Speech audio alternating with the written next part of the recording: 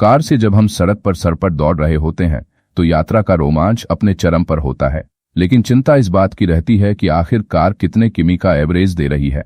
सामान्य तरीके से समझें को 1 लीटर पेट्रोल या डीजल में कितने किमी की दूरी तय कर रहे हैं। हम सब की ख्वाहिश रहती है कि कार ज्यादा से ज्यादा माइलेज यानी एवरेज दे।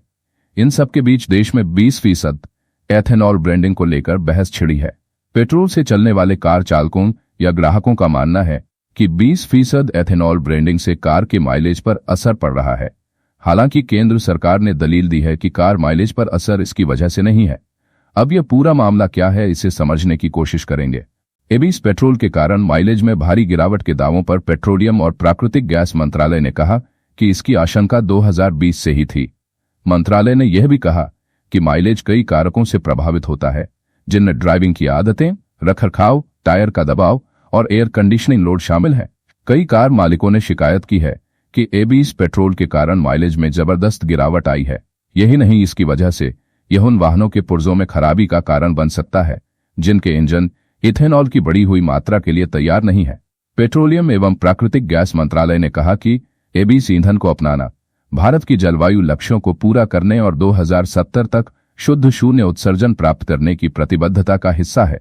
मंत्रालय ने कहा, नीति आयोग द्वारा इथेनॉल के जीवन चक्र उत्सर्जन पर किए गए एक अध्ययन में पाया गया है कि गन्ना और मक्का आधारित इथेनॉल के उपयोग से ग्रीनहाउस गैस उत्सर्जन पेट्रोल की तुलना में क्रमश 65 और 50% से कम है। माइलेज और प्रदर्शन संबंधी चिंताओं पर मंत्रालय ने कहा कि 2020 में ही इनकी आशंका जताई गई थी और सरकार तथा नीति आयोग की एक अंतर मंत्रालयी समिति ने 2020 में इनकी गहन जांच की थी। एबीएस के उपयोग से एदस ईंधन की तुलना में बेहतर पिकअप, सवारी गुणवत्ता और लगभग 30% कम कार्बन उत्सर्जन प्राप्त होता है।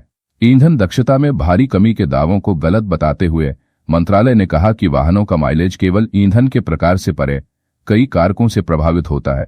Society of Indian automobile manufacturers के साथ साथ प्रमुख वाहन निर्माताओं के साथ व्यापक चर्चा की गई है। 10% इथेनॉल युक्त वाहनों की दक्षता में गिरावट मामूली रही है। कुछ निर्माताओं के वाहन 2009 से ही एबीएस के अनुकूल हैं। ऐसे वाहनों में ईंधन दक्षता में किसी भी गिरावट का सवाल ही नहीं उठता। ब्राजील का उदाहरण देते हुए केंद्र ने कहा कि वह कई वर्षों से बिना किसी समस्या के 27% इथेनॉल युक्त ईंधन का उपयोग कर रहा है और हुंडई, टोयोटा और होंडा सहित कई निर्माता वहां भी वाहन बेचते हैं। वीडियो को लाइक, शेयर और सब्सक्राइब करें। देखते रहिए इंडिया अड्डा।